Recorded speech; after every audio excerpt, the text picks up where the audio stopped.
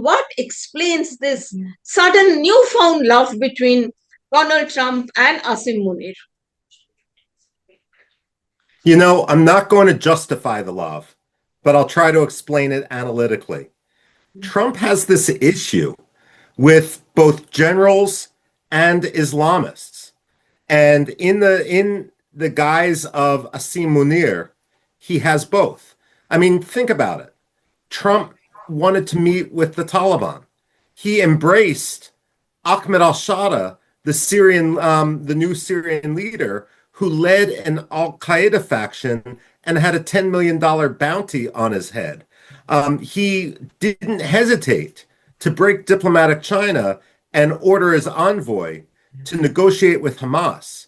I mean, when we look at Asim Munir, he really is no different than Osama bin Laden in a business suit. He's no different than Ahmed al-Shara.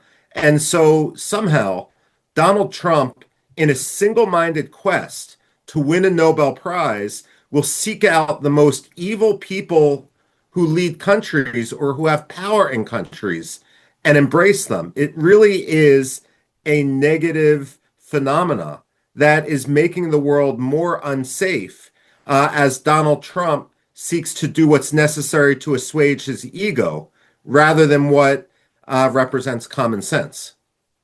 But when you're talking about Nobel Peace Prize, is this actually a serious quest he is on? I mean, to decide a policy based on one's quest for the Nobel Peace Prize in this case, as you said, it's about his ego? Is it really I that? do think it's about his ego. He has talked about the Nobel Prize, and his supporters have, and he wouldn't be the first person whose desire to win a Nobel Prize led him down the path of making really bad deals that make the world increasingly unsafe. I don't think you can separate analysis from recognition that Trump's ego runs supreme.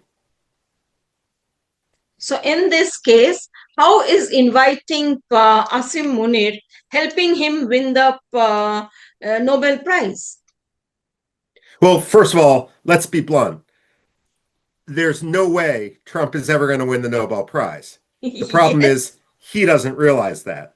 But when it comes to Asim Munir, the other factor that's at play is that Trump believes that perhaps Pakistan is going to be somehow necessary in order to bring Iran to its heels.